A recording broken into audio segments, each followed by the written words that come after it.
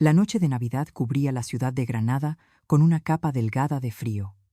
Me quedé bajo el pórtico de mármol de la casa de mi hijo, mirando las guirnaldas doradas que se enroscaban alrededor del olivo del jardín. El aroma a canela y naranja seca, que venía desde la cocina del vecino, me envolvía con una mezcla de calor y punzada. En mis manos apretaba la bufanda de lana clásica, el último regalo de mi difunto esposo Rafael aquel invierno de hace 15 años. En la manga, las puntadas gastadas por el tiempo aún conservaban su leve fragancia.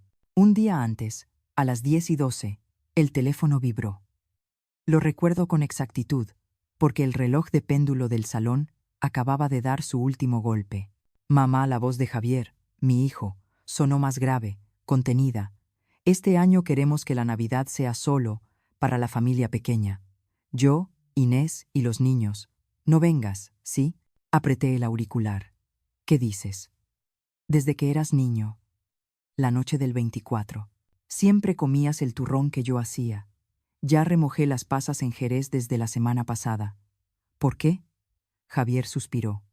Estoy cansado, mamá. El trabajo en la empresa de transporte está al límite. Quiero tranquilidad. Inés está de acuerdo. Entiéndenos. ¿Tranquilidad significa dejar a tu madre fuera de la mesa? Intenté mantener la voz firme, pero las palabras me salieron encendidas. No lo exageres, mamá. Te llamo para avisarte con tiempo. Clic. Cortó. Breve. Cortés. Cruel. Mi pequeño apartamento en la calle San Matías se volvió de repente tan grande como una cueva vacía. Me quedé mirando por la ventana la plaza iluminada, los niños corriendo, los adultos abrigándose. Junto a la ventana, la vieja cocina de gas color marfil, donde Rafael solía revolver la sopa de mariscos mientras tarareaba Noche de Paz. Cada vez que giraba la cabeza, sus ojos gris avellana brillaban como castañas recién tostadas. Manuela, solía decir, riendo, la Navidad no es la comida, la Navidad son las manos. Sus manos entonces cubiertas de harina, gruesas y cálidas. Cerré los ojos, aferrándome a ese recuerdo para no caer. Aún mantenía la tradición. La noche del 24, todos juntos. Javier ayudándome con las cintas rojas en la cesta de naranjas. Inés eligiendo una ramita de romero para el pavo. Los niños Lucía de 10 años y Mateo de 8 peleando por colgar la estrella de papel en la ventana. Rafael siempre encendía las velas. El año en que murió a los 69, justo antes de la primera Navidad sin él, Javier me abrazó en la cocina y susurró: «No te preocupes, mamá. Yo encenderé las velas por papá». Aquella promesa hoy se hizo añicos en una llamada helada. Tengo 67 años. La gente cree que a esa edad uno se acostumbra a la soledad.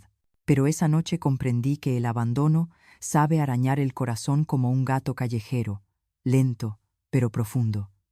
Puse el molde de polvorones sobre la mesa, conté los ingredientes: almendra molida, azúcar glas, manteca, ralladura de limón. Cada cosa evocaba un invierno distinto, cada invierno llamaba el nombre de alguien. Respiré hondo, sequé mis ojos y me dije: Manuela, no dejes morir la tradición. Por eso vine esta noche, no para pelear ni para molestar. Vine para decirme algo mínimo. Sigo siendo la madre de Javier, la abuela de Lucía y Mateo, la esposa de Rafael, aunque él descanse ya en el cementerio de San José. Vine para mirar por la ventana y asegurarme de que la vela en casa de mi hijo sigue ardiendo. Dentro, el salón de Javier estaba bañado en luz cálida. El árbol de Navidad, pegado al ventanal, parpadeaba con luces rojas y verdes. Escuché el cuchillo sobre la tabla, el horno encendiéndose, la risa de Lucía. La escena era hermosa, y me apretó la garganta. Una parte de mí quiso tocar el timbre. Otra me sujetó la mano. Solo familia pequeña. Si entraba, sería una intrusa. Si me marchaba, la expulsada. Me apoyé en la columna del pórtico, abrí el bolso y saqué el encendedor plateado de Rafael, el único objeto suyo que llevo cada invierno. Lo encendí. Una llama pequeña tembló en el viento, y luego se mantuvo firme. «Rafa», susurré, «este año no encenderé velas en nuestra mesa, pero necesito una llama para mantenerme en pie». Las campanas de la iglesia de Santa Ana sonaron lentas. Levanté la vista. Nube fina, la luna medio oculta. En el bolso llevaba una carta que había escrito a Javier esa tarde. Unas líneas breves, sin reproches, recordando la sopa de mariscos de su padre, la promesa de antaño, y una frase final. Me quedaré en casa. Si cambias de idea, mi puerta siempre estará abierta. No la dejé en su buzón. La guardé, porque justo allí, frente a mí, estaba la verdad más dura. Mi propio hijo había crecido lo suficiente como para dejar a su madre fuera del círculo de la noche más fría. Apreté la bufanda, inhalé el aire helado, dejé que el olor a canela pasara otra vez por mi pecho. Luego me giré. La cuesta hacia la calle empedrada brillaba bajo las luces, como una cuerda tendida entre la crueldad y la ternura. Caminé despacio, escuchando mis pasos sobre la piedra, oyendo caer mi propio corazón. La Navidad son las manos, decía Rafael. Sí, esta noche encenderé el fuego en mi pequeña cocina. Conservaré lo que aún puedo conservar. Los recuerdos, las recetas y la bondad reservada para mañana, por si alguna campana, por excepción, decide llamar a mi puerta. A la mañana siguiente, la luz de invierno se coló por las rendijas de las cortinas, bañando las viejas fotos en la pared donde Rafael sonreía, su brazo rodeando mis hombros en la alhambra. Acababa de poner el agua en el fuego cuando el teléfono sonó. Sonó tanto que tuve que secarme las manos en el delantal antes de contestar. ¿Hola? Silencio unos segundos. Luego, una voz conocida, baja, contenida. Mamá, soy yo, Javier. Me quedé quieta, el corazón desacompasado. ¿Javier? ¿Pasa algo, hijo? Mamá, quiero pedirte perdón por lo de ayer. Su voz sonaba extraña, demasiado pulida, como una grabación ensayada. Anoche lo dejaste muy claro. ¿Y ahora qué pasa? Respondí, intentando mantener la voz serena. Mamá, me equivoqué. No sé por qué dije esas cosas. Debió de ser por el cansancio, por la presión del trabajo. Inés también está muy triste. Dice que no puede imaginar una Nochebuena sin ti. Al oír eso, mi corazón se ablandó un instante, pero algo resbaló por debajo de la emoción, como la cuerda de un violín que se rompe en medio de la orquesta. ¿Estás seguro, Javier? Pregunté despacio.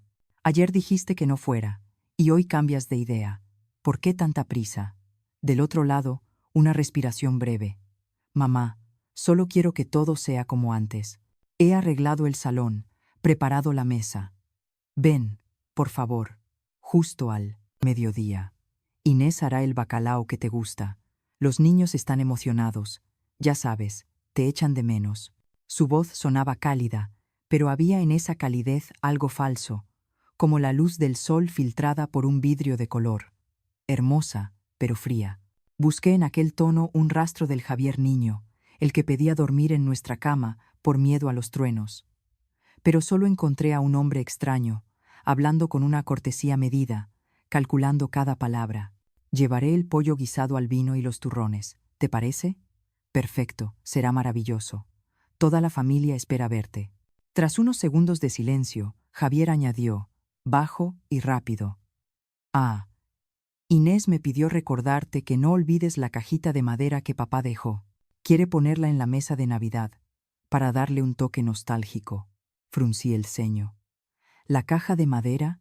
¿Te refieres a la que tiene las iniciales de Rafael grabadas en la base? Sí, esa misma. Queremos colocarla en el centro, junto a la Saledur. Velas. Creo que a papá le gustaría. Sonreí levemente, ocultando el escalofrío que subía por dentro como agua fría.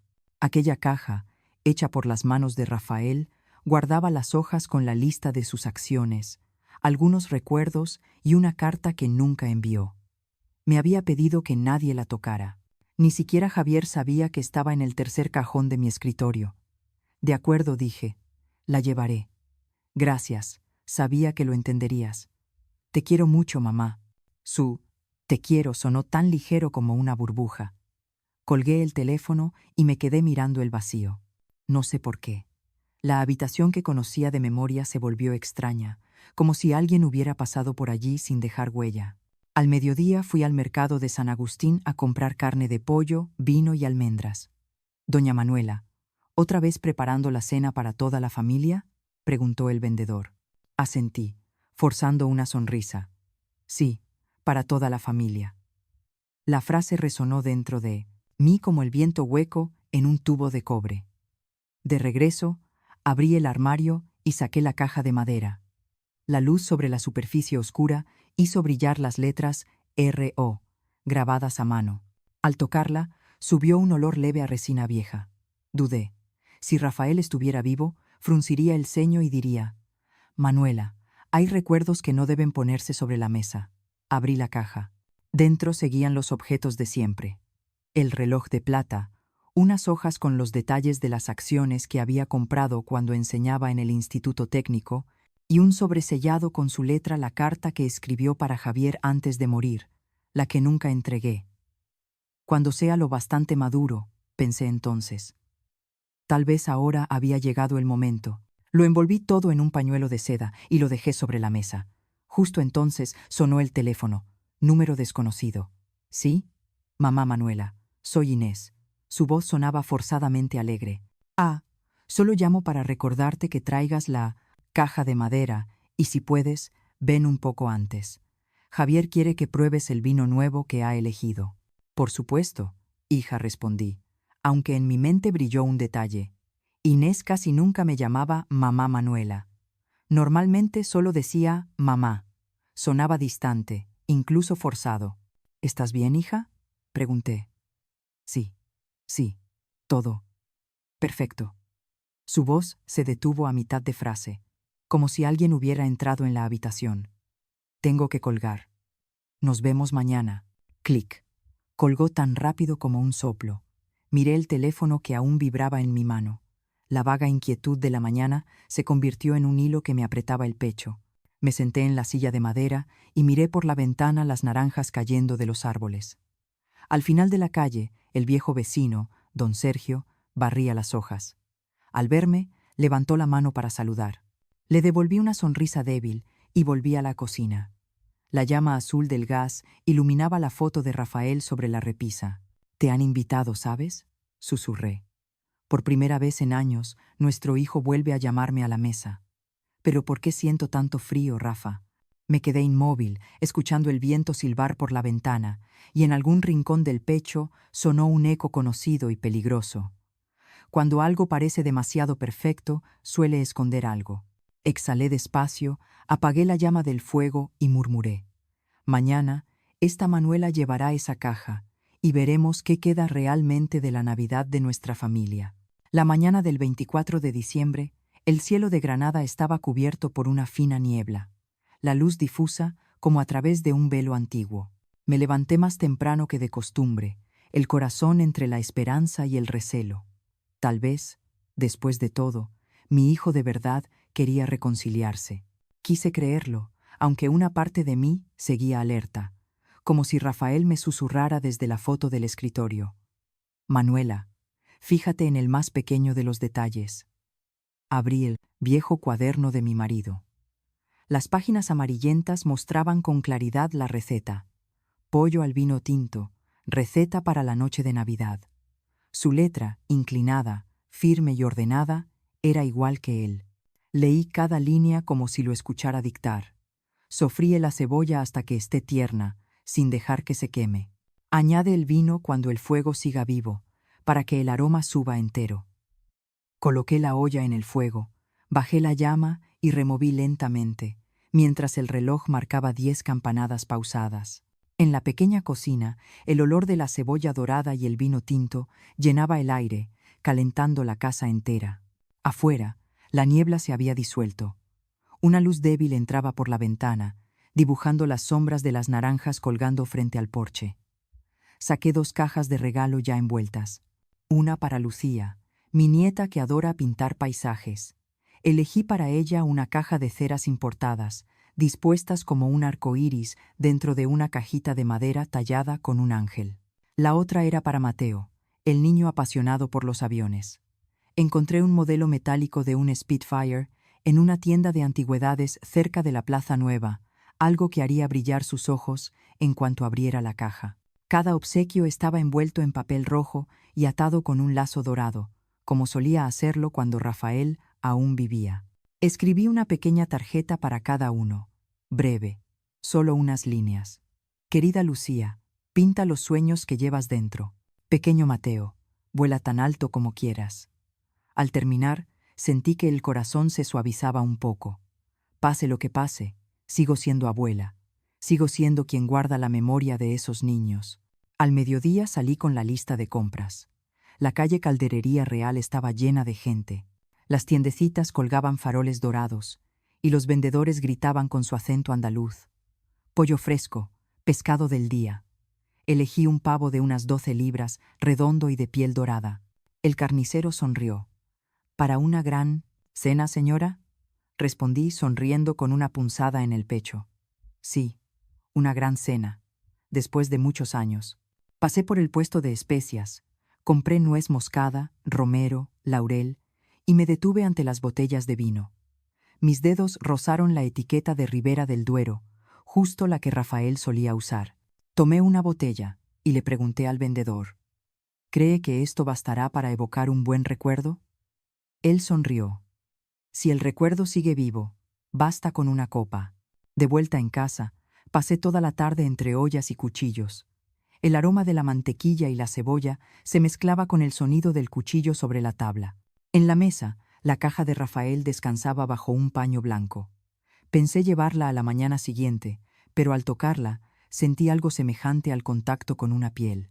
Fría, pero familiar. Abrí la tapa. Dentro estaban los papeles de inversión antiguos, sus notas meticulosas sobre cada gasto. En el fondo, la carta que Rafael había escrito a Javier y que yo nunca me atreví a leer. Esta vez, no sé por qué, mis manos temblaron al abrir el sobre. Hijo mío. La primera línea se alzaba firme y oblicua. Si lees esta carta, es porque tu madre ha creído que ya eres lo bastante maduro para entender. En la vida, lo más valioso no es el dinero, sino el honor. Si pierdes dinero, puedes volver a ganarlo. Si pierdes el honor, no te queda nada. Leí hasta allí, y ya las lágrimas mojaban el borde del papel. La doblé con cuidado y la devolví a su sitio. Rafa, ¿lo ves? Murmuré. No sé si nuestro hijo aún recuerda lo que le enseñaste. Esa noche empaqué todo, los regalos, el vino, la caja de madera, y los coloqué junto a la puerta. En la cocina, el pavo se marinaba. El romero y el ajo llenaban el aire con un olor indescriptible.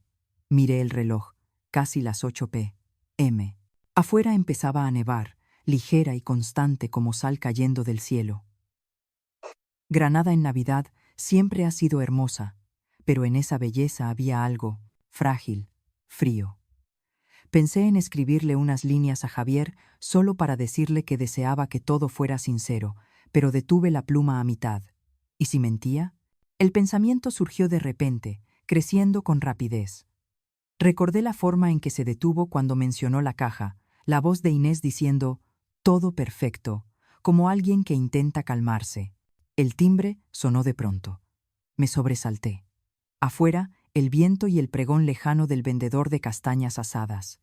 Abrí la puerta apenas un poco. Solo había un pequeño paquete en el escalón, sin nadie cerca.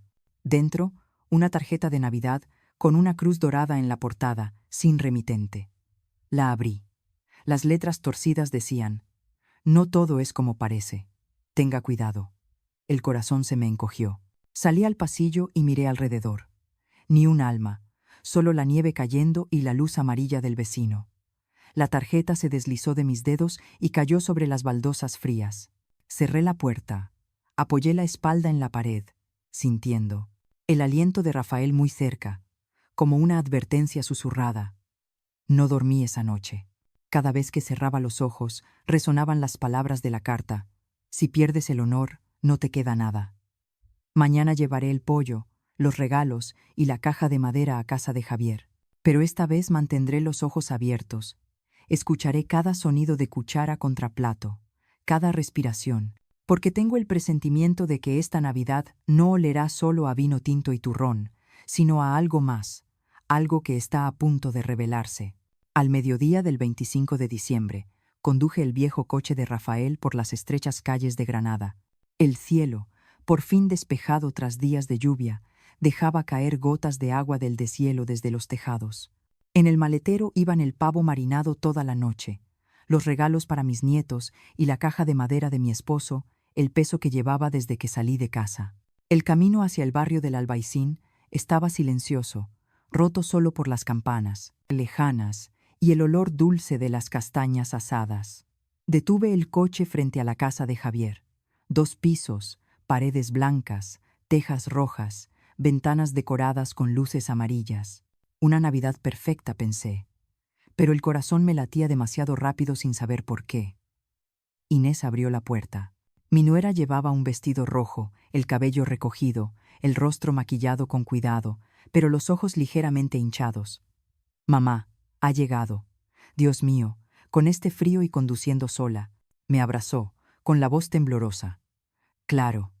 Todavía estoy fuerte», sonreí, entregándole la cesta de regalos. «¿Dónde está Javier?» «En la cocina, mamá. Está preparando el vino». Su vacilación me llamó la atención, pero solo asentí. El aroma a canela y vino subía desde la cocina, mezclado con el tintinear de una cuchara contra la olla metálica. Al entrar en el salón, Lucía y Mateo corrieron hacia mí. «Abuela, abuela, tengo un regalo para ti». Lucía reía, mostrando un dibujo de un árbol de Navidad. La abracé, el pecho se me llenó de calor. «Es precioso, cariño». Mateo me tiró de la mano, señalando un avión a medio montar. «Abuela, estoy armando el que me compraste ayer». Me sorprendí. «¿Quién te lo dijo?» El niño me miró, desconcertado. «Papá, dijo que tú me lo habías regalado y que debía dejar un sitio libre en la mesa para enseñarlo». No tuve tiempo de preguntar más. Javier salió de la cocina con una copa en la mano, la sonrisa amplia, pero las ojeras marcadas. «Mamá, tenía miedo de que no vinieras. Todo está listo. ¿Has olvidado que soy la más puntual de la familia?» Reí suavemente. «Por cierto, el cofre de tu padre». Inés me recordó que lo trajera. Sus ojos parpadearon rápido, como si algo lo sobresaltara. «Ah, sí. Gracias, mamá. Lo pondré en el centro de la mesa». Colocó la caja sobre el mantel de encaje blanco perfectamente extendido. La habitación brillaba con la luz de las velas, pero el silencio de esos segundos me heló la espalda. Comenzó la cena. El olor del pavo llenó la casa. El vino se mezclaba con las risas de los niños. Javier me sirvió primero y dijo: «¿Verdad que sabe igual que la receta de papá?» «Sí», igualito respondí. «Recuerdo que él siempre te decía que no dejaras secar la salsa». Javier sonrió, pero su sonrisa no alcanzó los ojos. Su mano tembló al servir el vino a Inés, y luego miró el reloj. Me di cuenta de que cada 5 minutos miraba la muñeca, como si esperara algo. Inés intentó animar la conversación. «Lucía, cuéntale a la abuela lo del colegio». La niña parloteaba mientras Javier asentía, pero vi cómo su mano tocaba el teléfono debajo de la mesa. Cada vez que vibraba, bajaba los ojos y esquivaba la mirada. «¿Desde cuándo estás tan ocupado incluso en Nochebuena?», pregunté entre broma y verdad. Javier se sobresaltó y luego rió. «Son solo mensajes de trabajo, mamá.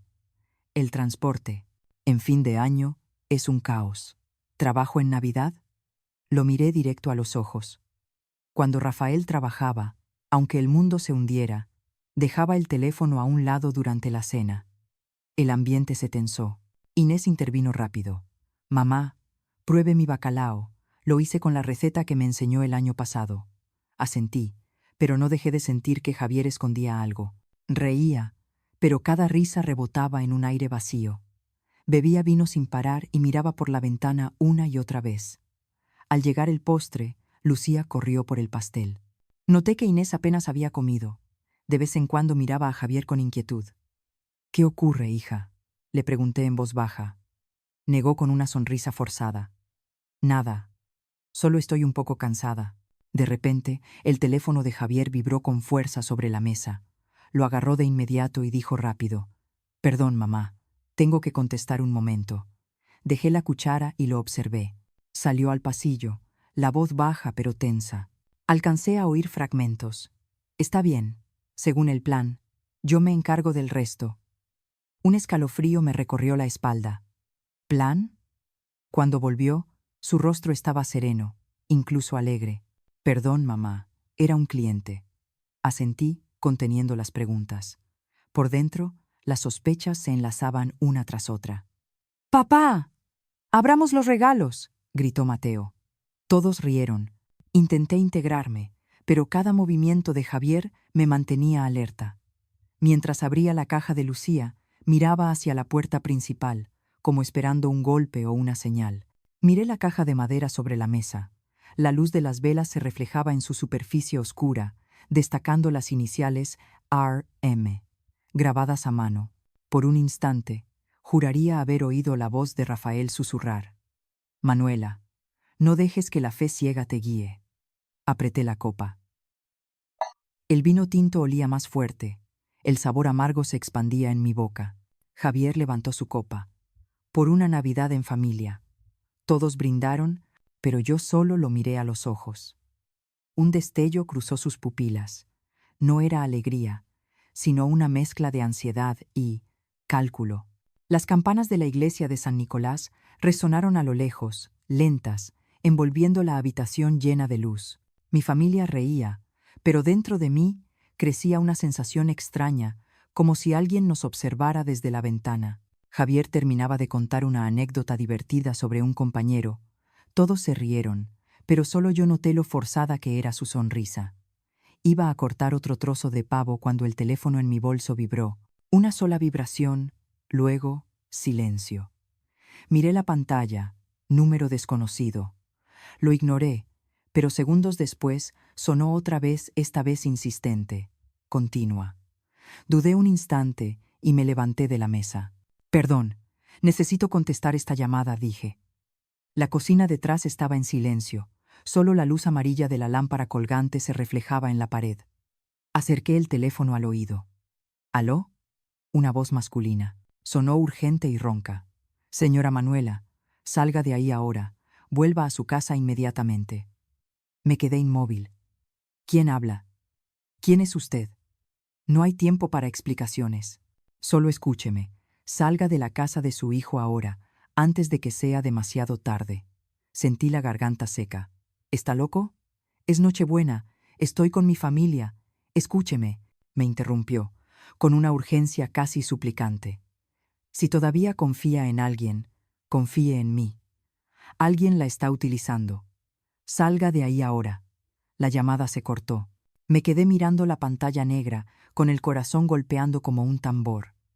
De inmediato, la imagen de Javier apareció en mi mente, su mirada al reloj, los mensajes secretos. El sudor me corría por la sien. Manuela, ¿está bien?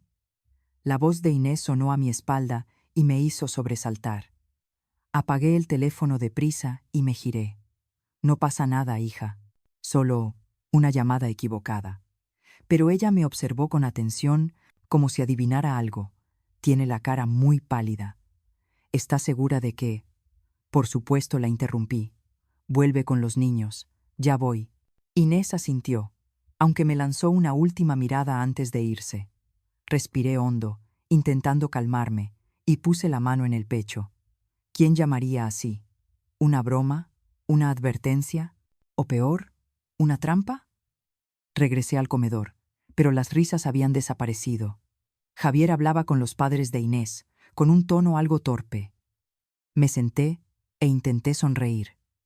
¿Todo bien, mamá?, preguntó Javier, lanzando una mirada rápida a mi teléfono. Todo bien, respondí breve, dejando el aparato sobre la mesa. Pero en cuanto mis dedos lo tocaron, volvió a vibrar. Número desconocido. Me levanté bruscamente. Perdón, tengo que atender. Salí al pasillo apresurada.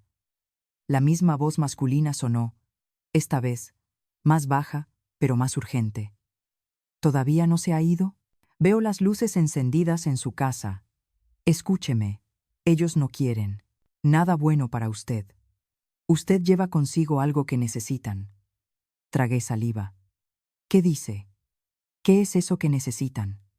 La caja de madera de su esposo. Apreté el teléfono con fuerza. ¿Quién es usted? ¿Cómo sabe de esa caja? No importa. Solo sepa que si se queda, lo perderá todo. Vuelva a su casa. Ahora, el viento interrumpió la señal, y luego la línea se cortó por completo. Me quedé petrificada en el pasillo de baldosas rojas. Las luces navideñas del salón parpadeaban detrás de mí, proyectando mi sombra alargada sobre la pared. Miles de preguntas resonaban en mi cabeza. No quieren nada bueno para usted. La caja de madera. Lleva algo que ellos necesitan. Miré hacia la mesa del comedor. Javier hablaba con los padres de Inés, pero sus ojos se desviaban hacia mí de vez en cuando, exactamente como cuando era niño y escondía una travesura. Inspiré profundo y regresé, tratando de mantener la voz serena. Perdón. Era algo del vecino. Javier asintió, aunque su mirada seguía inquisitiva. ¿Está segura? No parece muy bien. Claro. Solo estoy un poco mareada. Tomé un sorbo de agua, pero la mano me temblaba sin control. Intenté concentrarme en las palabras de Inés sobre Lucía, aunque en mi mente solo resonaba. Si se queda, lo perderá todo. El teléfono volvió a vibrar tercera vez. Toda la mesa me miró. Lo tomé rápido y vi las palabras en la pantalla. Créame. Váyase ahora. Sin pensarlo, me levanté. Perdón a todos, dije con una sonrisa forzada. Acabo de recordar que dejé la cocina encendida en casa.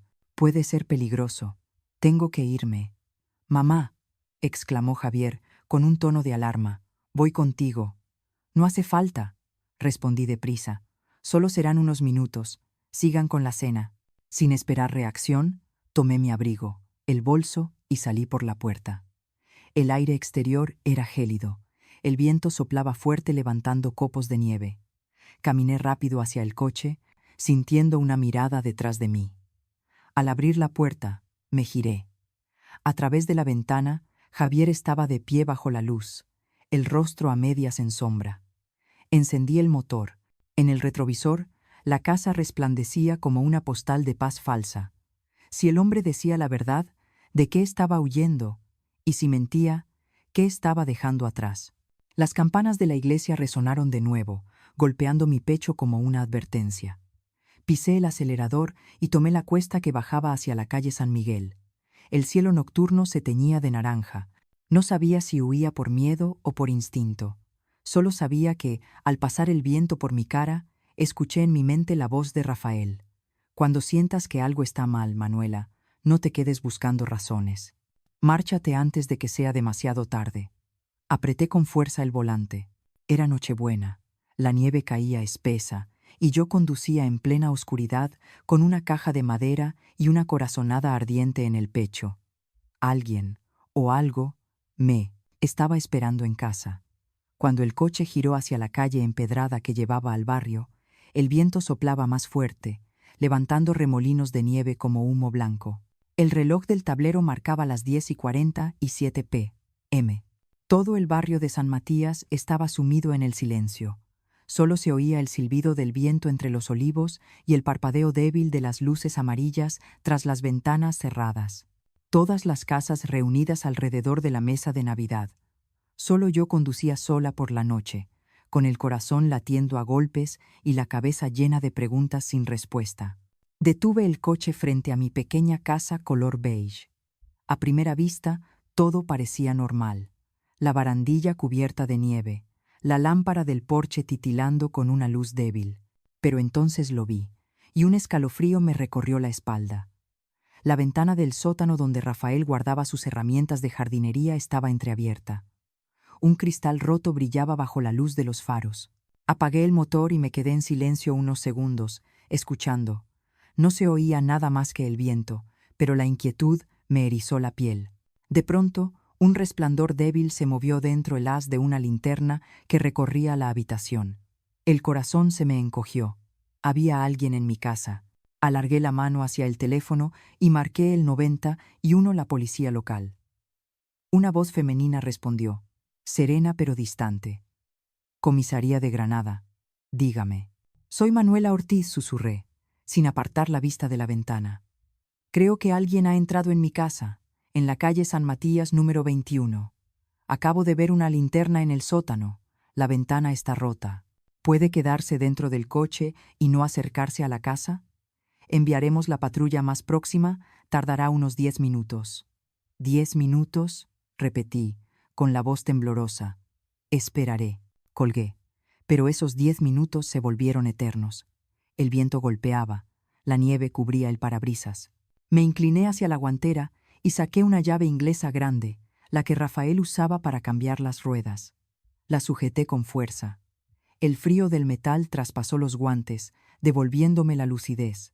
Otra luz parpadeó en la ventana del sótano, más clara esta vez. Luego se oyó un sonido metálico, clink, que resonó en la noche. Apreté el mango de la herramienta. Abrí la puerta del coche con cuidado y me agaché. Escuché pasos sobre el suelo de cemento, luego el chirrido de la puerta del sótano. El aire se espesó, inmóvil. Salí del coche, pisando la nieve con cautela, y rodeé la casa. El corazón me golpeaba, pero una sola idea guiaba mis pasos. Esta es mi casa, y no dejaré que nadie la profane. Desde atrás podía ver mejor. Una silueta alta, con chaqueta oscura, registraba el antiguo despacho de Rafael. El haz de luz se movía por los cajones y se detuvo justo sobre la mesa donde solía estar la caja. Se me cortó la respiración. La caja la estaba buscando. Tomé el teléfono, intentando grabar video, pero me temblaban tanto las manos que la pantalla resbaló. En ese instante, el intruso se irguió, como si sintiera que lo observaban. La linterna giró bruscamente hacia la ventana y su luz me dio de lleno en el rostro. Me agaché en la nieve. La luz se movió, vaciló y luego volvió a enfocarse dentro. Seguía buscando, con calma, con precisión. No era un ladrón torpe ni desesperado. Era alguien que sabía exactamente qué quería. Retrocedí hasta esconderme detrás del olivo y marqué de nuevo el teléfono. ¿Aún no han llegado?, susurré. Pero antes de volver a llamar, escuché un motor acercarse en la distancia. ¿La policía? ¿O alguien más? Las luces dentro de la casa parpadearon. Vi la sombra moverse rápido hacia las escaleras. El pecho se me oprimió. Si escapaba por la calle principal, la policía no llegaría a tiempo. Apreté la llave inglesa y avancé pegada a la pared hasta la puerta del sótano. El cerrojo metálico sonó clic, clic, y la puerta se abrió. Una figura salió, alta, con capucha, cargando una bolsa negra pesada. Contuve el aliento y me refugié entre dos arbustos. El hombre se detuvo un instante, miró alrededor, luego se agachó para recoger algo del suelo. La luz del farol lo iluminó de lado, lo suficiente para ver su rostro, una cicatriz larga en la barbilla. La imagen me heló. Lo reconocí. Álvaro Fernández, el mejor amigo de Javier desde la universidad. Había comido en mi casa. Me llamaba doña Manuela. Incluso me pidió firmar como aval para un préstamo de su pequeña empresa. Me quedé paralizada, los dedos entumecidos por la presión. Álvaro, entrando en mi casa, retrocedí un paso. La nieve crujió bajo mis pies. Él se giró de golpe. La linterna me apuntó directamente. Señora Manuela, balbuceó, la voz quebrada por el miedo. No pensé. Levanté la llave inglesa. ¿Qué hace en mi casa? Mi voz temblaba, pero era afilada. Él alzó las manos, retrocediendo. La bolsa cayó al suelo con un golpe metálico. Entre los objetos dispersos vi papeles y cosas pequeñas, documentos financieros, certificados de acciones de Rafael. Me quedé petrificada. Un zumbido me llenó la cabeza. Él dio un paso atrás hacia la valla. Yo no quería hacerle daño. ¿Solo qué?, grité, con el corazón a punto de estallar. ¿Quién te mandó a hacer esto? Su mirada vaciló, los labios temblorosos. Javier. Él necesitaba dinero. Yo solo quise ayudarlo. La frase me atravesó como un cuchillo. ¿Qué has dicho?, susurré, avanzando un paso, la voz rota. Pero antes de que pudiera decir algo más, El sonido de una sirena policial retumbó al final de la calle. Álvaro se dio la vuelta y echó a correr, resbalando sobre la nieve, dejando atrás la bolsa y una verdad suspendida en el aire. Lo vi perderse en la oscuridad, con el corazón desgarrado. Solo una pregunta resonaba en mi mente, más helada que el viento invernal. ¿Qué ha hecho mi hijo? Las sirenas resonaban por todo el barrio de San Matías, cortando la noche como un cuchillo de hielo. Las luces rojas y azules se reflejaban sobre la nieve y en los cristales de mi casa, creando destellos caóticos. Permanecí inmóvil junto a la puerta del sótano, aún con la llave inglesa en la mano, respirando entrecortada, sin apartar la vista de la bolsa negra caída en la nieve. Álvaro Fernández, el mejor amigo de Javier, aquel chico de oro, al que llegué a querer como a un hijo, acababa de ser sorprendido dentro de mi casa, con una bolsa llena de documentos de Rafael. Un joven policía se acercó, su voz firme, pero calmada. «Señora Manuela, ¿está bien? Recibimos el aviso de un robo en curso. ¿Este hombre es el que vio dentro de la casa?» Asentí, con la voz ronca. «Sí, lo vi sacar cosas del despacho de mi marido. Dijo que Javier le pidió hacerlo. Álvaro estaba retenido por otros 2 agentes. Tenía la cara pálida y el sudor perlándole la frente a pesar del frío cortante. Yo no quería hacerle daño, balbuceó. Solo quería llevarme unos papeles».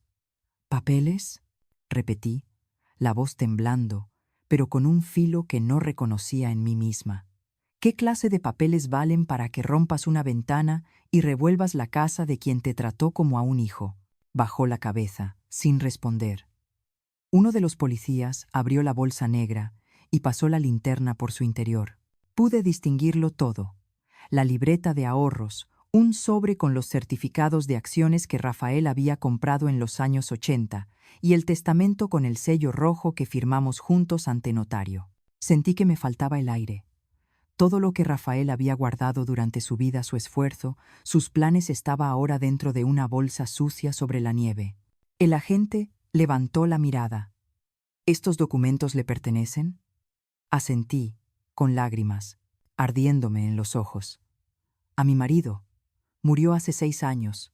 Esos papeles son el único legado que nos dejó». Los policías intercambiaron miradas y escoltaron a Álvaro hacia el coche patrulla. Yo lo seguí unos pasos, hasta que él se giró. Su mirada, desesperada, me alcanzó junto a su voz rota. «Señora Manuela, por favor, escúcheme una vez». No quería hacerlo, me obligaron. Me detuve. «¿Quién te obligó?». Tragó saliva, la voz apenas un soplo. «Javier, su hijo. Fue él». Las palabras cayeron sobre la nieve y se deshicieron como hielo, pero mi corazón se congeló. «¿Qué has dicho?», susurré, incrédula. «Mientes». «No, lo juro por Dios», gritó Álvaro, mientras los agentes lo sujetaban. «Javier dijo que usted llevaría la caja de madera a la cena y que cuando saliera de casa yo debía entrar a tomar el testamento original y todos los certificados de acciones de don Rafael. Dijo que era patrimonio de la familia, que usted pensaba donarlo a otros y que solo quería recuperar lo que era suyo». Retrocedí, sintiendo que el mundo se inclinaba. El viento agitaba las ramas y el crujir de las hojas secas se mezclaba con el golpeteo de mi corazón. «Mientes», susurré, pero la imagen de Javier se formó clara en mi mente. Su rostro tenso durante la cena, su mirada al reloj y esa manera extraña en que mencionó la caja de papá. Álvaro continuó, con la voz temblorosa. «Está muy endeudado, señora Manuela. No sé cuánto exactamente, pero dijo que si no conseguía dinero antes de fin de año, vendrían a buscarlo. Solo iba a entrar y salir rápido. No pensé que usted regresaría tan pronto». «¿Cuánto debe?», pregunté, con la garganta cerrada. «Unos 200.000 euros», murmuró, bajando la cabeza. «Apuestas e inversiones en un proyecto inmobiliario en Sevilla. Le amenazaron con destruir la empresa si no pagaba. Dijo: «Es el dinero de mi padre, solo reclamo mi parte». Mis manos se soltaron, y la llave inglesa cayó sobre la nieve con un golpe seco. Un agente me sostuvo para que no cayera, pero ya no escuchaba nada. En mi cabeza solo resonaba una frase: «Javier, mi hijo, el que creí honesto, estaba intentando robar la memoria de su padre. Uno de los policías se volvió hacia mí. «Quiere que la acompañemos dentro, señora. Revisaremos la escena y registraremos los objetos sustraídos». Asentí, avanzando sin sentir el suelo bajo mis pies. Dentro, la casa aún olía a madera y a vino antiguo, pero ahora era un campo de batalla. Los cajones abiertos, los papeles desperdigados, el marco de una foto mío con Rafael torcido, el cristal rajado. Me arrodillé y tomé la foto, limpiando la fina capa de nieve sobre su rostro. Rafael seguía sonriendo, mirándome desde algún lugar, sereno y compasivo. «Rafa», susurré, «hice todo lo posible por cumplir tu deseo, por proteger lo que dejaste. Pero nuestro hijo...» La voz se me quebró. Afuera, las luces de la policía seguían parpadeando. Álvaro fue empujado dentro del coche, con la cabeza gacha. Antes de que la puerta se cerrara, me miró por última vez y gritó a través de la rendija: «Revise el teléfono de Javier. Todos los mensajes, los planes, están ahí. Yo solo fui un idiota arrastrado a esto, pero él es el verdadero culpable». El coche arrancó, el ruido del motor se mezcló con la noche helada. Me quedé sola en el porche, el aliento formando nubes en el aire. Cada palabra de Álvaro era una cuchillada grabada en mi pecho. El viento levantó los papeles que se habían caído de su bolsa. Me agaché para recogerlos. Era una copia del testamento de Rafael, junto con una hoja de valoración de acciones.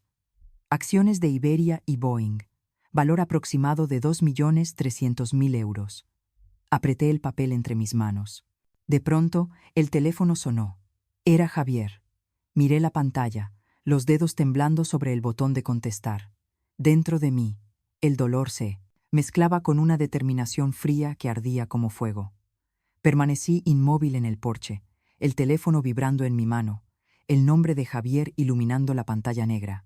Las palabras de Álvaro resonaban en mi cabeza como golpes metálicos. 200.000 euros.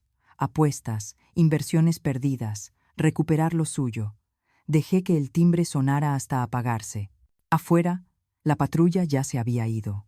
Solo quedaban los destellos rojos y azules reflejándose en la nieve.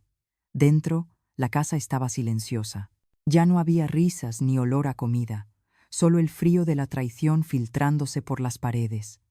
Me senté en el banco del porche, sosteniendo el teléfono con fuerza.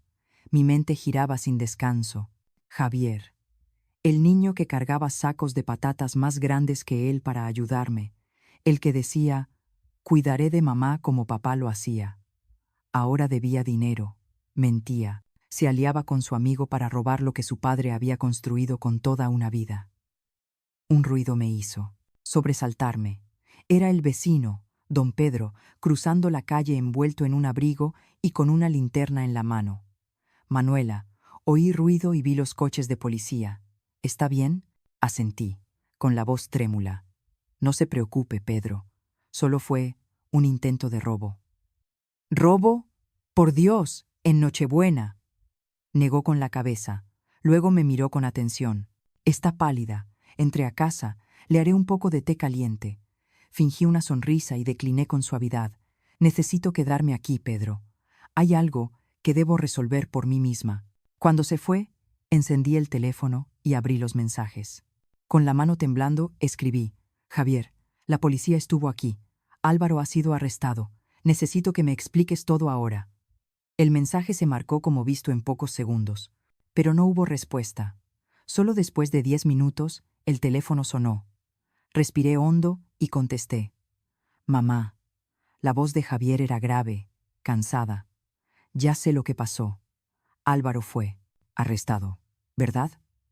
Guardé silencio unos segundos antes de preguntar con firmeza: «Sí, y dijo que tú lo mandaste. ¿Es cierto?». Al otro lado, un suspiro pesado. «Mamá, no quería que todo terminara así. Solo quería recuperar lo que me pertenece». «¿Lo que te pertenece?». Mi voz se quebró. «¿Llamas tuyo a lo que tu padre dejó para la familia, para tus hijos?». «No lo entiendes», su tono subió, impaciente. «Debo 200.000 euros, mamá. Intenté pedir préstamos, vender mis participaciones, pero nada alcanza. Solo quería tomar prestada mi parte de la herencia para pagar las deudas. Luego la devolvería. ¿Con qué? ¿Con honor? Lo interrumpí, incapaz de contener las lágrimas. ¿Qué te enseñó tu padre? Que el dinero se puede recuperar, pero el honor no. ¿Tiraste todo lo que él te enseñó por la ventana? Javier guardó silencio. Escuché el tintineo de un vaso y un suspiro ahogado. Mamá, no tengo otra opción. Me amenazan. Dicen que vendrán a casa, que lastimarán a Inés y a los niños. Tengo que protegerlos. Apreté el brazo del banco, el corazón destrozado pero la voz firme. ¿Protegerlos traicionando a tu madre?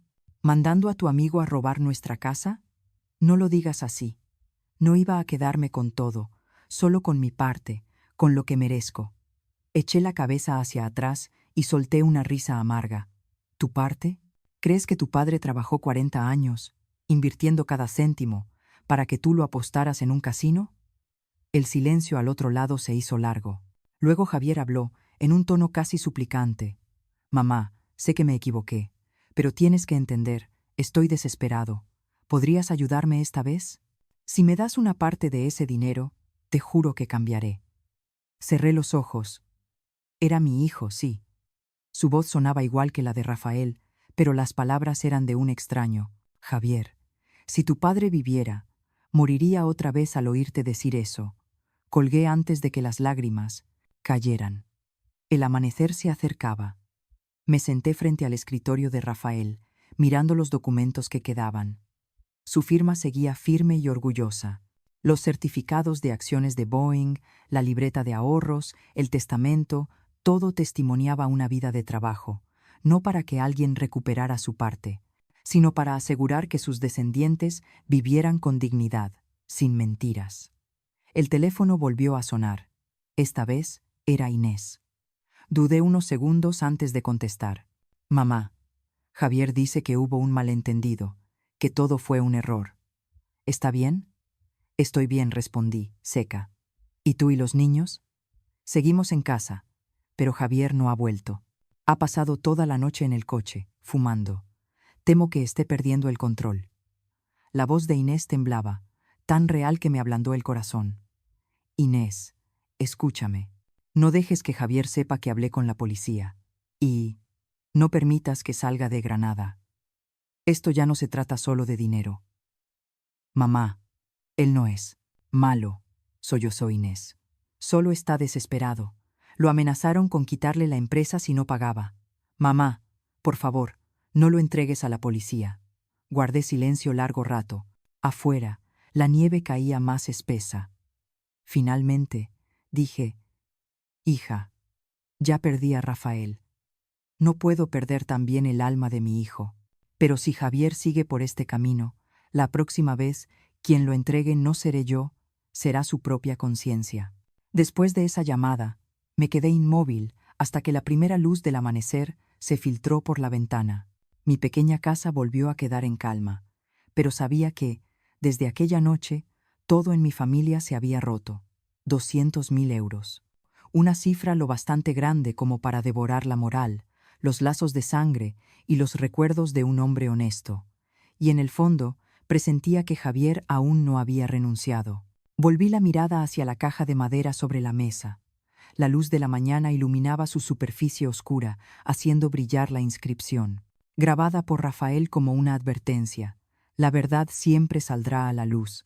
Susurré entre el aliento frío. Rafael, te lo prometo. Esta verdad la sacaré a la luz con mis propias manos. El sonido de una sirena policial volvió a cortar la niebla espesa de la mañana. Me incorporé del sofá del salón, donde aún flotaba el olor a pólvora y humedad de la nieve de la noche anterior. La puerta principal se abrió despacio. 2 agentes entraron con actitud firme, pero cortés. «Buenos días, señora Manuela Ortiz», dijo el policía mayor, con voz grave y segura. «Venimos a levantar el informe sobre el allanamiento de anoche. El detenido se llama Álvaro Fernández, ¿verdad?». Asentí, la voz ronca tras una noche sin dormir. «Sí, es el mejor amigo de mi hijo Javier». El agente más joven tomó su cuaderno y empezó a anotar rápidamente. ¿Podría relatar la secuencia de los hechos? Miré alrededor. Todo seguía en desorden. El marco de fotos roto, los papeles, esparcidos por el suelo, algunas acciones empapadas de nieve. Respiré hondo y traté de mantener la calma. Anoche recibí una llamada anónima. Un hombre me dijo: «Vuelva a casa ahora mismo». Dejé la cena de Navidad en casa de mi hijo y conduje de regreso. Al llegar, vi la ventana del sótano rota y una linterna moviéndose dentro. Llamé a la policía, pero antes de que ustedes llegaran, encontré a Álvaro con una bolsa que contenía el testamento de mi esposo y los certificados de acciones. El agente mayor asintió y le indicó a su compañero que tomara fotos de la escena. ¿Qué dijo él cuando lo sorprendió? Me detuve un segundo, sintiendo que cada palabra era una herida. Dijo que lo hacía por orden de mi hijo. Los dos agentes se miraron. La frase pesó en el aire, volviendo aún más denso el ambiente. ¿Está segura? Lo escuché con mis propios oídos, respondí. Sabía exactamente dónde estaban los documentos y el código de la caja. Fuerte. Algo que solo sabíamos mi esposo, Javier y yo. El agente lo anotó todo. Luego recogió con cuidado los documentos húmedos y los guardó en una bolsa sellada. Hemos trasladado a Álvaro a la Comisaría Central de Granada. Los cargos iniciales son allanamiento con premeditación e intento de robo de bienes de alto valor. Si lo que declara sobre la implicación de su hijo es cierto, necesitaremos que firme una declaración adicional. Apreté las manos. Lo entiendo. Solo quiero que la verdad salga a la luz. En ese momento, se oyó un suave golpe en la puerta. Una silueta se recortaba en el porche, con el abrigo cubierto de nieve. Cuando la puerta se abrió, me quedé helada. Era don Francisco Lara, el vecino que vivía a 2 casas, quien solía ayudarme a reparar el tejado, cortar el césped o traer flanes hechos por su esposa. «Francisco», exclamé, «¿qué hace aquí tan temprano?». Él sonrió, aunque con cierta incomodidad. Escuché las sirenas, vine a ver si estaba bien. Y creo que debería decirle la verdad. Fui yo quien la llamó anoche. La habitación quedó en silencio. El agente mayor levantó la vista del cuaderno y lo observó. «¿Dice que usted llamó a la señora Ortiz?». Francisco asintió, dando un paso al frente con tono sincero. «Vivo justo enfrente». Alrededor de las 9:30 de la noche, mientras mi esposa veía la televisión, salí al balcón a fumar y vi una linterna moviéndose dentro de la casa de la señora Manuela. Sabía que estaba en una cena de Navidad, así que me pareció extraño. Al principio creí que había vuelto antes, pero luego la luz se desplazaba de una habitación a otra, como si alguien buscara algo. «¿No llamó a la policía en ese momento?», preguntó el agente. «No, porque no estaba seguro. Primero intenté llamarla directamente. Recordé que su número estaba en el directorio del vecindario, así que lo busqué. Cuando no reconoció mi voz, solo alcancé a decir: «Vuelva a casa ahora». Luego corrí a avisar a la policía. Lo miré, con la garganta cerrada. «Entonces, fue usted quien me salvó de perderlo todo». Él negó con la cabeza. «Solo hice lo que cualquiera debería hacer. Si me hubiera demorado unos minutos más, ese hombre habría desaparecido con sus cosas de valor». El policía asintió, anotando unas líneas más. «Gracias, señor Lara. Su testimonio nos ayudará a fortalecer el expediente. Está claro que el allanamiento fue confirmado por un testigo independiente». Me acerqué y tomé la mano de don Francisco. «Gracias. De verdad, si no fuera por usted, no sé qué habría pasado». Él sonrió con suavidad, con esa mirada bondadosa que siempre tenía. «Señora Manuela, Rafael siempre me decía que usted era una mujer fuerte, pero hasta los más fuertes necesitan a alguien que los vigile de vez en cuando. Solo hice lo que él habría querido». Al escuchar el nombre de mi esposo, se me hizo un nudo en la garganta. Rafael, si él estuviera vivo, le agradecería igual que yo ahora. Francisco asintió levemente y se volvió hacia el policía. «Me quedaré por aquí, por si necesitan más declaraciones». Cuando se marcharon, la casa volvió a quedar en silencio. La luz tenue de la mañana se filtraba por la ventana, iluminando las partículas de polvo suspendidas en el aire. Observé cómo el coche patrulla se perdía al final de la cuesta, con una mezcla extraña de alivio y tristeza pesándome el pecho. Francisco aún estaba en el porche, su sonrisa cálida resistiendo el frío. Ahora ya puede estar tranquila, señora. La policía se encargará del resto, pero necesita descansar, Manuela. Está tan pálida como la nieve. Le devolví una sonrisa débil, con los ojos ardiendo. Lo intentaré. Gracias, Francisco. Anoche perdí la fe en las personas, pero esta mañana, usted me ha hecho creer que todavía existe la bondad. Él asintió, se colocó el sombrero y regresó a su casa, dejándome en el umbral. El aire helado entró, trayendo consigo el olor de la nieve fresca y el humo de las chimeneas cercanas. Cerré la puerta y apoyé la espalda contra la pared. Sobre la mesa, la carpeta de documentos estaba ya sellada, salvo una foto antigua de Rafael que había quedado fuera. Él sonreía dulcemente, con el brazo sobre los hombros de Javier cuando era niño. La miré largo rato, hasta que las lágrimas finalmente cayeron. ¿Ves, Rafael?, susurré. Aún hay quienes recuerdan cómo vivir con decencia, como tú enseñabas. Y gracias a ellos, la verdad empieza a salir a la luz. Afuera, la nieve volvía a caer, cubriendo las huellas de la noche caótica. Pero dentro de mí, la grieta entre madre e hijo seguía abierta. Sabía que, después de que la policía se marchara, aún quedaba otro enfrentamiento, uno que ninguna gente podría librar por mí.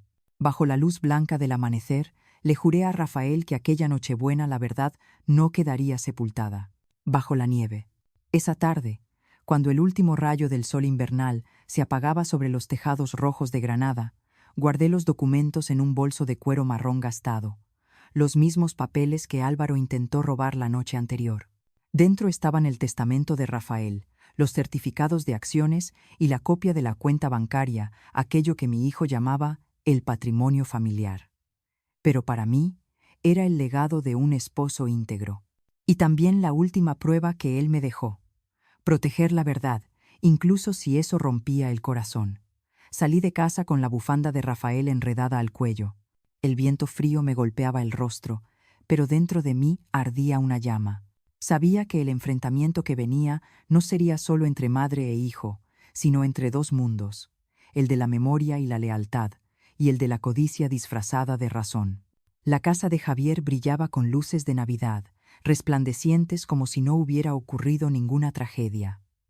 Cuando llamé a la puerta, fue Inés, mi nuera, quien abrió. Tenía el rostro pálido, los ojos hundidos, pero aún intentó sonreír. «Mamá, ya llegó». Sí, respondí con voz serena. «Tenemos que hablar, todos». Inés bajó la mirada, evitando mis ojos, y luego llamó hacia adentro. «Javier, tus padres están aquí». Dentro, el salón seguía resplandeciente. El árbol de Navidad se alzaba majestuoso. Los regalos permanecían intactos bajo él, como si la noche anterior hubiese sido solo una pesadilla. Javier estaba junto a la chimenea, con una copa de vino en la mano. Su rostro se endureció al verme. «Mamá», empezó, con una mezcla de defensa y culpa. «Sé que estás enfadada, pero puedo explicarlo». «No hace falta», lo interrumpí. Me acerqué a la mesa, abrí el bolso de cuero y coloqué cuidadosamente los documentos sobre la superficie brillante. «He traído lo que intentabas robar. Y también la verdad». El silencio cayó como una losa. Inés abrazó a los niños y los apartó. Sus padres, los señores Alonso, se miraron perplejos. Javier bajó la copa, el rostro lívido. «Mamá, no quiero que me malinterpreten. Yo solo pensé». «¿Pensaste qué?». Lo miré fijamente, mi voz cortante. «¿Que soy vieja y ya no necesito dinero? ¿Que tienes derecho a tomar lo que tu padre ahorró durante toda su vida? ¿O que la avaricia puede vestirse de amor filial?». Javier dio un paso atrás, respirando hondo. «Mamá, solo intentaba salvar a mi familia. Debo 200.000 euros, ya lo sabes. Si me dieras esa parte todo se solucionaría. No quería robar, solo... ¿Pedir prestado?». Reí, una risa seca que resonó en la habitación llena de luces. «¿Pedir prestado enviando a tu amigo a allanar mi casa? ¿Haciendo que me levantara de la mesa de Nochebuena para ver cómo saqueaban los recuerdos de tu padre?». Javier guardó silencio, con la cabeza baja. El señor Alonso frunció el ceño. Javier, hijo, ¿es cierto? ¿Lo de Álvaro fue cosa tuya? Él no respondió, solo apretó los puños con fuerza. Abrí la carpeta de documentos y saqué el testamento de Rafael. Mi voz temblaba, pero sonó firme. Tu padre lo dejó claro. Los bienes, acciones y rentas quedarán bajo la total disposición de mi esposa, Manuela Ortiz. Tras mi fallecimiento, ella decidirá cómo usar ese dinero para apoyar fondos educativos y asociaciones de veteranos. Miré a mi alrededor, posando la vista en cada uno. Tu padre no me dejó esto para comprar tranquilidad, ni para que tú lo usaras para pagar deudas de juego. Él confiaba en que yo sería lo bastante fuerte para defender lo correcto. Y hoy lo haré. Javier se levantó de golpe, la voz quebrada. Papá te dejó todo a ti, pero no pensó en mí, ni en sus nietos. Dices que donarás a los veteranos, a las escuelas, pero ese también era el dinero de papá, de esta familia. No, Javier negué suavemente. Era de tu padre, y ahora es mío, de quien construyó a su lado, de quien lo cuidó hasta su último aliento. No tienes derecho a convertirlo en un juego para saldar tus deudas, porque tú nunca estuviste en mi lugar, gritó, los ojos encendidos. Tú tienes casa, dinero, todo, y yo estoy acorralado, sin salida. Me acerqué, mirando a mi hijo, ese hombre que una vez lloró en mis brazos cuando murió Rafael, y que ahora me parecía un extraño. No, Javier, no estás acorralado. Cavaste ese hoyo tú mismo, y estás dispuesto a arrastrar a toda la familia contigo. Inés rompió a llorar, cubriéndose la boca con las manos. Javier, ¿de verdad hiciste eso? ¿Me mentiste? ¿También lo de Álvaro fue idea tuya? Él apartó la mirada, sin responder. Tomé el testamento y hablé con voz grave. No vine aquí para humillarte, sino para recordarte lo que Rafael te enseñó. El dinero no construye el honor, pero el honor puede costarte todo el dinero del mundo. Cumpliré su voluntad. Todas las faroné, acciones y rentas serán donadas al Fondo de Veteranos de Granada y a becas para maestros necesitados. ¿Entonces eliges a extraños antes que a tu propio hijo? Dijo con voz tensa. No respondí, mirándolo directamente. Elijo a quienes son dignos de la bondad de tu padre. El silencio se hizo tan denso que dolía. Luego Inés se levantó, secó sus lágrimas y atrajo a los niños hacia mí. Mamá, lo siento, no sabía nada. Yo y los niños queremos seguir visitándola, si nos lo permite. Los abracé y susurré. Mi casa siempre estará abierta, hija.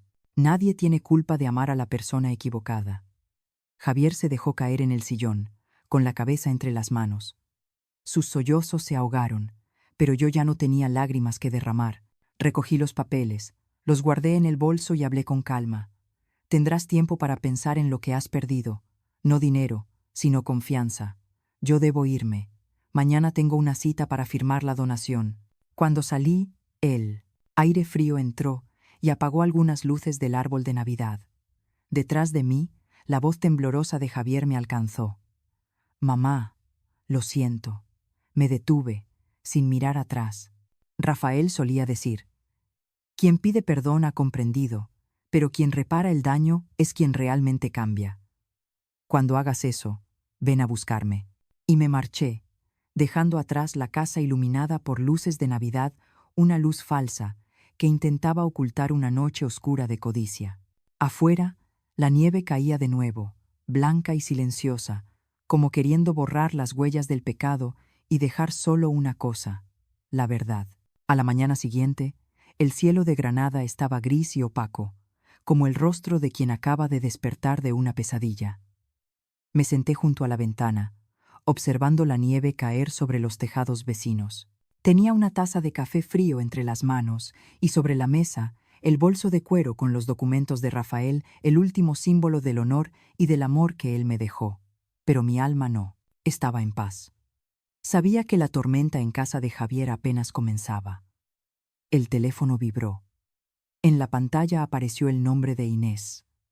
Dudé unos segundos antes de contestar. Hola, mamá. Su voz era ronca y cansada. No sé qué decir. Javier no durmió en toda la noche, y yo, No he hecho más que llorar. Apreté la taza. ¿Dijo algo? Repite que todo se le fue de las manos, que solo quería mantener el patrimonio familiar. Pero mamá, su voz se quebró. Ya no reconozco a ese hombre. Me mintió. Traicionó tu confianza. No puedo perdonarlo. Escuché su respiración entrecortada, como si contuviera las lágrimas. Luego pronunció una frase, firme, definitiva. Mamá, voy a pedir el divorcio. Cerré los ojos. Un segundo de silencio se hizo eterno. ¿Estás segura, Inés? No tengo otra opción. Cruzó todos los límites. Creí que el amor podía salvar a alguien de sus errores, pero si esa persona no quiere ser salvada, ningún amor es lo bastante fuerte. Su voz sonaba serena, pero llevaba el dolor de una mujer agotada por la decepción. La escuché, sintiendo cómo algo dentro de mí se encogía, como si me apretaran el corazón. Esa tarde fui a casa de Inés. La puerta no estaba cerrada y la vivienda permanecía en silencio. Los niños Lucía y Mateo estaban acurrucados en el salón, con los ojos enrojecidos. Al verme, corrieron a abrazarme sollozando. Abuela, papá y mamá discutieron muy fuerte. Mamá dijo que papá se va lejos. Me agaché y los abracé con fuerza. Tranquilos, mis amores. Pase lo que pase, la abuela siempre estará aquí. En la cocina, Inés recogía los platos con las manos temblorosas. Ya no lloraba, solo quedaba en su rostro un cansancio vacío. Javier se fue esta mañana, dijo. Dijo que necesitaba tiempo, pero en realidad mamá solo está huyendo. Me acerqué para ayudarla a guardar los utensilios. No tienes que soportar más, hija. Rafael no habría querido verte vivir en una mentira. Apretó los labios y asintió. Fui al despacho del abogado esta mañana. Presentaré la demanda justo después de Navidad. Mis padres aún no lo saben. Tengo miedo de que se derrumben cuando lo escuchen. Al anochecer, llegaron los Alonso, sus padres. Siempre fueron personas bondadosas, que querían a Javier como a un hijo. Cuando Inés les contó la verdad, la habitación quedó envuelta en un silencio absoluto.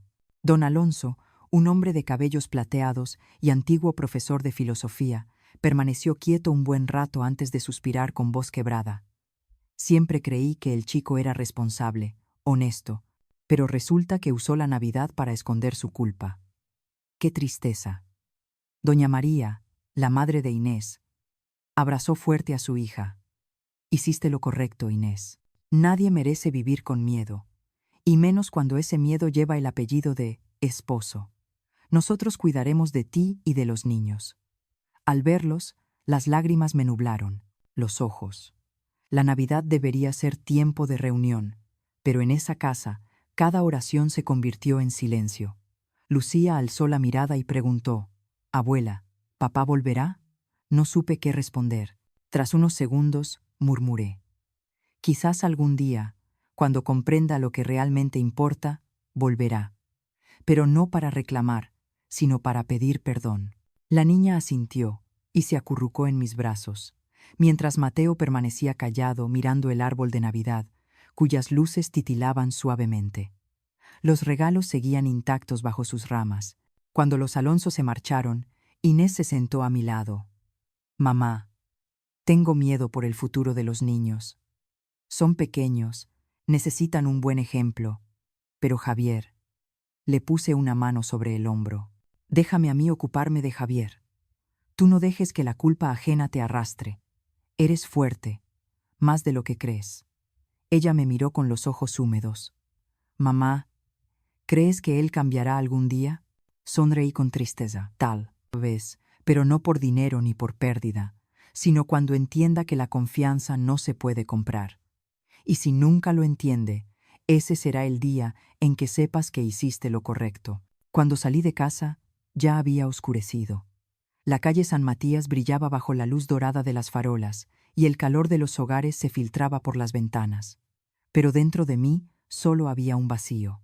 Javier, el hijo en quien creí ver el reflejo de Rafael, se había convertido en el hombre que destruía lo que más amábamos. El viento frío me golpeó el rostro, trayendo olor a pino y humo de leña. Levanté la vista al cielo estrellado y recordé las palabras que Rafael me dijo en sus últimos días. Si algún día tienes que elegir entre el amor y la justicia, elige la justicia. Solo ella puede evitar que el amor se vuelva ciego. Ahora por fin comprendía del todo aquella frase. Di la espalda a la casa iluminada y caminé por la calle cubierta de nieve, rezando en silencio. Rafael, guía a nuestro hijo. Haz que vea las consecuencias de sus actos, porque solo al enfrentar la oscuridad aprenderá a valorar la luz. A la mañana siguiente, el sol débil de Granada se filtraba por la ventana del despacho, iluminando los papeles aún húmedos de la noche anterior. Me puse el abrigo, tomé el bolso de cuero con la copia del informe policial y los documentos que la policía me había devuelto, y salí de casa con una nueva determinación. No permitir que la memoria de Rafael siguiera siendo herida. La ley debía estar del lado de la verdad.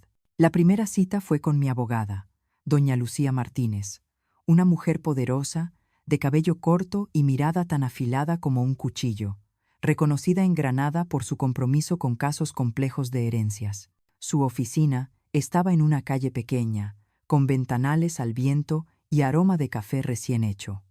Tomó los documentos que le entregué, los revisó página por página y me miró fijamente.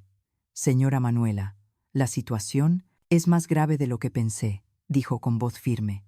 El arresto de Álvaro es solo una parte. Si existen pruebas que vinculen a Javier como autor intelectual, debemos actuar rápido. Le propongo 2 pasos inmediatos. Primero, actualizar el testamento y bloquear temporalmente todas las cuentas relacionadas. Segundo, transferir los certificados de acciones a un fondo benéfico gestionado de forma independiente. Así protegeremos los bienes y cumpliremos la voluntad del señor Rafael. Asentí. Doña Lucía ya tenía preparados los formularios simplificados y concertó una cita con el banco esa misma tarde. Al despedirnos, añadió: presentaré ante el tribunal una solicitud de medida cautelar, una orden provisional que impida cualquier movimiento o transferencia. Javier no podrá tocar nada hasta que el juez decida. Sus palabras fueron como una capa más de seguridad envolviendo mi corazón. En el Banco Hispania, en la sala de operaciones privadas, me reuní con el señor Ruiz, director de la sucursal, un hombre delgado, de cabello entrecano. Le entregué la copia del informe policial, junto con la información sobre los certificados de acciones de Boeing a nombre de Rafael Ortiz. Tras escucharme, su expresión se volvió grave. Señora Ortiz, bloquearemos todas las órdenes de transferencia y las operaciones bursátiles relacionadas con la cuenta número XXXXXXXXXXX hasta recibir una instrucción judicial. Además, el banco activará la autenticación en 2 pasos para cualquier movimiento, mensaje de texto y código token, y trasladará todos los documentos originales a una caja fuerte del banco, accesible solo mediante orden judicial. También estableceremos una alerta de supervisión para detectar cualquier intento de acceso no autorizado. Cuando terminó de hablar, su teléfono vibró. Echó un vistazo a la pantalla, frunció el ceño y añadió: acabamos de detectar un intento de acceso desde la cuenta del señor Javier al sistema de Cuntramento. Inversiones de la señora Ortiz a las 3 a.m. de hoy. El sistema lo bloqueó automáticamente y envió una alerta al Departamento de Seguridad Bancaria. Este registro servirá como prueba que fortalecerá su caso. Sentí que el corazón se me encogía. Javier había intentado moverse antes de que yo hiciera nada. Aquello demostraba la urgencia de la situación.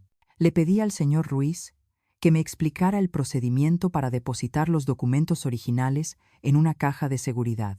Me recomendó transferir las acciones bajo la figura de propiedad fiduciaria a una organización benéfica, la forma más segura de cumplir la voluntad de Rafael y evitar el riesgo de apropiación individual.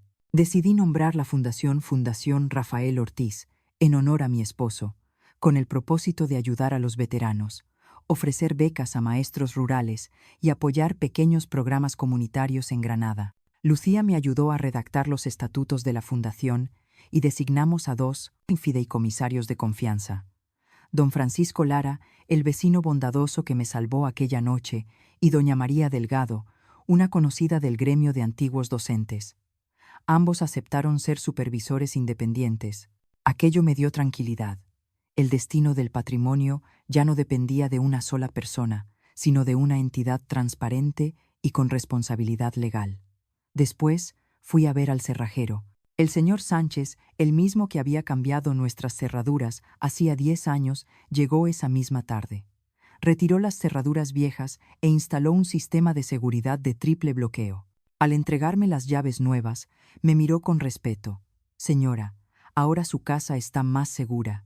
También le he instalado una pequeña cámara en el pasillo y un sensor de movimiento en el sótano.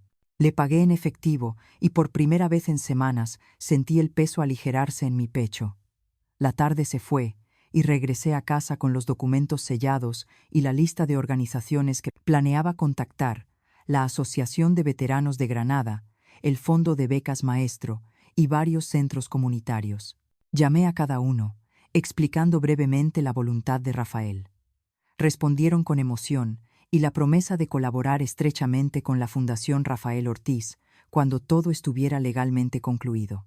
Mientras tanto, Lucía me informó que ya había presentado la solicitud de retención preventiva y bloqueo de operaciones, especificando que la transferencia de las acciones solo podría realizarse tras la resolución judicial correspondiente. También me advirtió que Javier podría intentar apelar, incluso pedir el levantamiento del bloqueo temporal. Por eso cada documento, informe y evidencia debía estar perfectamente ordenado, sin margen de error. Al caer la noche, me senté frente al escritorio, reuní toda la documentación y redacté una carta dirigida a los miembros de la familia, no para sembrar rencor, sino por transparencia. Firmé: Manuela Ortiz, titular del poder, según el testamento de Rafael Ortiz. Escribirlo me hizo temblar el corazón, no por el poder, sino por la responsabilidad. En ese momento sonó el teléfono. Vi el nombre en la pantalla: Javier. Dudé unos segundos y luego rechacé la llamada. Dejé el aparato sobre la mesa y levanté la vista al cielo oscuro, donde las estrellas brillaban frías sobre la nieve. En mi interior sabía que la batalla legal apenas comenzaba, pero esta vez estaba preparada.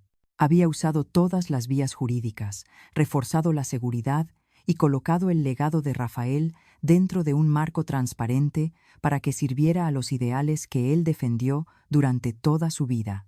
Al posar la mano sobre la foto de Rafael en la repisa, susurré: Amor mío, he hecho todo lo que estaba en mis manos. Deja que la justicia y la verdad hagan el resto.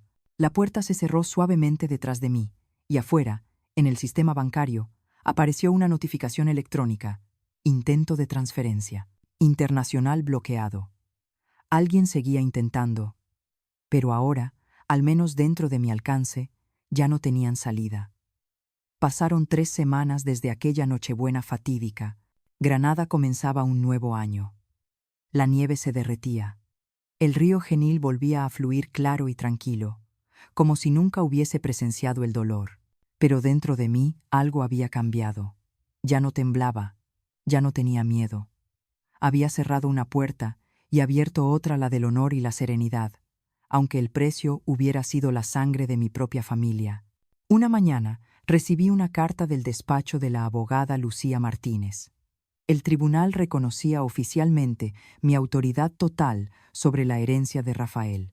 El expediente de la Fundación Rafael Ortiz también había sido aprobado, y las acciones valoradas en más de 2.300.000 euros fueron transferidas al fondo con fines de apoyo a veteranos, becas para maestros y programas de lectura para niños en las zonas rurales de Poreta, Andalucía. Me quedé en silencio frente al escritorio, pasando los dedos sobre mi firma bajo la línea que decía: representante legal y guardiana del honor de Rafael Ortiz. Ese documento no era solo una victoria judicial, sino la prueba de que había defendido lo que él más valoraba: la rectitud. Ese mismo día, Inés llamó. Su voz sonaba más serena, aunque con un dejo de melancolía. Mamá, quería contarte, los niños y yo nos hemos mudado a un piso nuevo, cerca del colegio. Todo es más sencillo, pero mucho más tranquilo. ¿Y Javier? Pregunté con calma. Está viviendo temporalmente en casa de un amigo. Escuché que ha empezado terapia y se ha alejado del grupo de apuestas. Creo que realmente ha tocado fondo. Pero, mamá, esta vez no quiero salvarlo. Me quedé en silencio unos segundos. Aunque nada podía justificar lo que hizo, mi corazón de madre se estremeció al oír su nombre. Haces bien, Inés. A veces, para que alguien aprenda a levantarse, hay que soltarle la mano. Yo también estoy aprendiendo eso. Ella guardó silencio un instante y luego dijo suavemente: Lucía y Mateo extrañan mucho a su abuela. ¿Vendrías esta noche a cenar con nosotros? Queremos cambiar el aire viejo por una cena sincera. Sonreí. Iré, hija. Esa noche fui al pequeño piso donde vivían Inés y mis dos nietos. La cocina olía a ajo y aceite de oliva. Sobre la mesa había una paella sencilla, pero llena de calidez. Los niños corrieron hacia mí con los ojos brillantes. Abuela, hoy mamá dijo que empezaremos el año con el corazón sincero, exclamó Lucía, entusiasmada. Solté una risa suave. Sentí que el corazón, tras una larga tormenta, volvía a calentarse. Así es, cariño. Un año nuevo con el corazón sincero. Durante la cena no mencionamos a Javier. Ya no hacía falta. Las heridas no deben abrirse con rencor, sino dejar que sanen en silencio. Hablamos de la escuela de los niños, del proyecto de la Fundación Rafael Ortiz y de mi idea de abrir un taller gratuito de lectura para los ancianos del barrio. Inés me miró con una ternura que no le había visto antes. Mamá, nunca te lo dije, pero te estoy profundamente agradecida. Si aquel día no hubiera sido tan fuerte, quizás seguiríamos viviendo en una mentira. Le tomé la mano, con la voz temblorosa. Inés, me equivoqué durante muchos años creyendo que callar era conservar a la familia, pero el silencio solo enseña a convivir con la mentira. Tú fuiste valiente. Rafael estaría orgulloso de ti. Al marcharme, los niños me acompañaron hasta la escalera.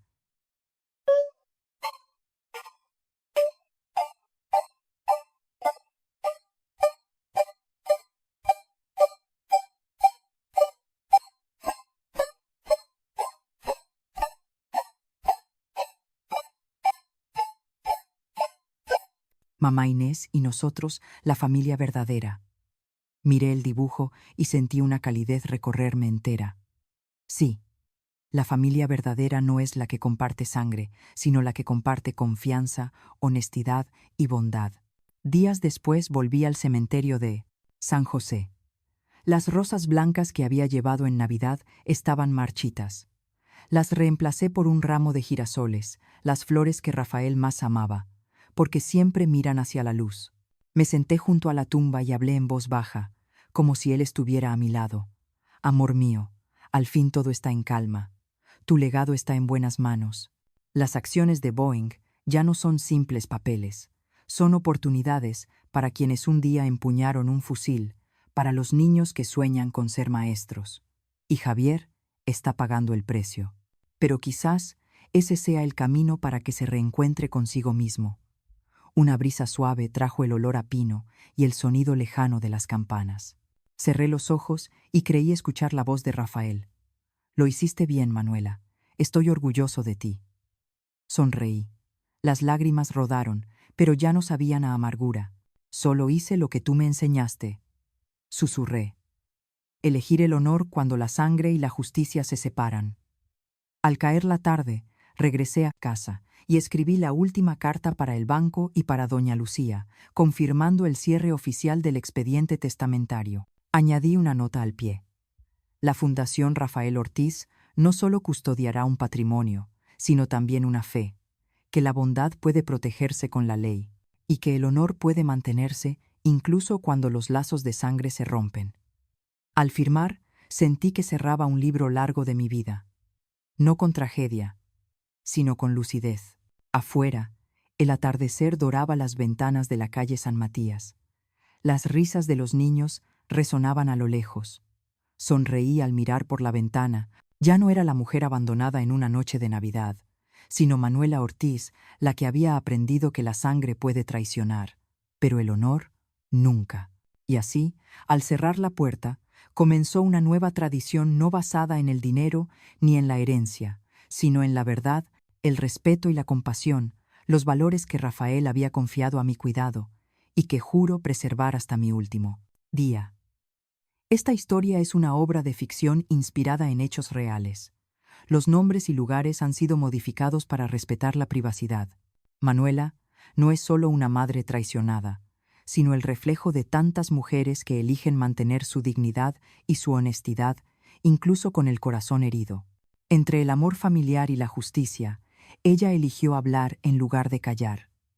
¿Y tú? Si estuvieras en su lugar, ¿guardarías silencio para mantener la paz o hablarías para defender la verdad? Aunque las cicatrices permanezcan, Manuela cree que Dios siempre ve los corazones rectos y bendice a quienes viven con amor y verdad. En la pantalla final, puedes ver dos de las historias más conmovedoras sobre el valor y el perdón, pequeños gestos capaces de transformar toda una vida.